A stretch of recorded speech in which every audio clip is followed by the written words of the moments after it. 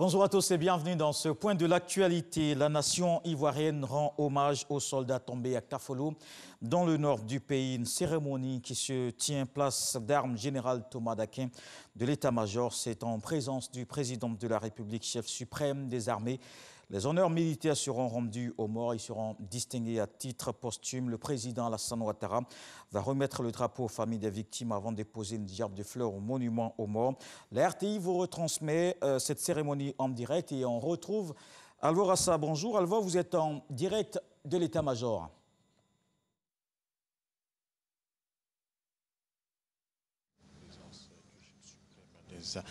Mais de Côte d'Ivoire, le président de la République. 1, 2, 1, 2. Tu l'attrapes dans le milieu. On va retrouver très certainement au cours de ce flash d'information. Il est en direct de l'état-major pour nous planter le décor de cette cérémonie d'hommage aux militaires tombés à Kafolo, Alvo Rassa, qu'on va retrouver donc dans quelques minutes. Le temps de voir cette journée d'hommage, cette journée marquée par 2 audiences pour le Premier ministre hier. Le chef du gouvernement s'est entretenu à Paris avec le nouvel ambassadeur de Côte d'Ivoire en France. L'ancien ministre de la Culture, Maurice Bandama, était accompagné de ses collaborateurs. C'est le 4 mars dernier qu'il a été nommé à ce poste avec résidence à Paris en remplacement de Charles Gomis. Le Premier ministre a aussi échangé avec Franck Paris, le conseiller Afrique du président français. Puis l'Afrique du Sud vient d'entamer le premier essai clinique d'un vaccin contre la Covid-19 sur le continent. Ce candidat vaccin a été développé par l'Université d'Oxford et est déjà en phase de test sur 4000 hommes en Grande-Bretagne. En avril dernier, une polémique sur l'éventualité que le continent puisse servir de cobaye pour tester les vaccins avait déclenché une vive colère. Mais cette fois, les autorités sud-africaines précisent qu'elles sont volontaires. Et puis en Russie, c'est le oui en faveur des amendements constitutionnels, plus de 77% favorables à la réforme. Les textes vont permettre notamment à Vladimir Poutine de briguer 2 autres mandats. Il pourra rester au pouvoir s'il le souhaite jusqu'en 2036. Les électeurs insistent plutôt sur les valeurs conservatrices traditionnelles qui seront inscrites désormais dans la Constitution. Et puis en Birmanie, au moins 113 morts dans un glissement de terrain. L'incident s'est produit dans des mines de jade dans le nord du pays. Les recherches ont dû être suspendues en raison de pluies diluviennes. Abondantes ressources naturelles du nord, mais le drame est récurrent. Chaque année, des dizaines de mineurs trouvent la mort dans ce type d'accident. Et on va retrouver justement Alvo Rassa en direct de l'état-major des armées au plateau.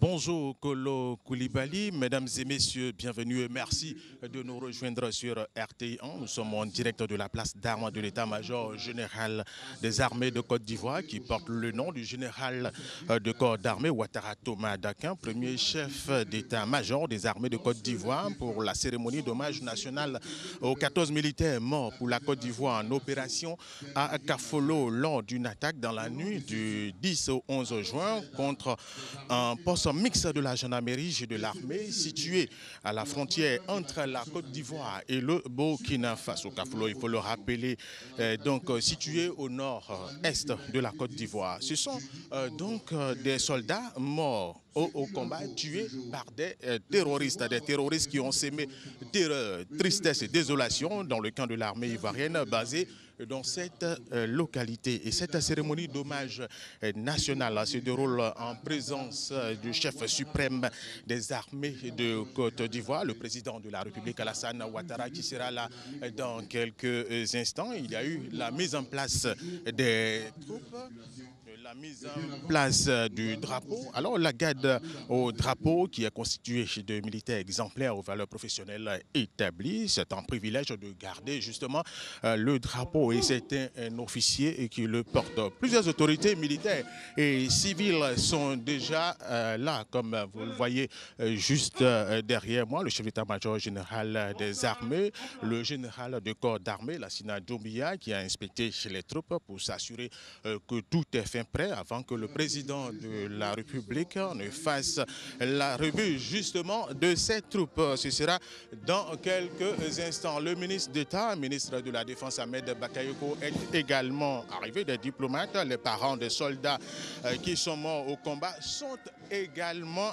présents.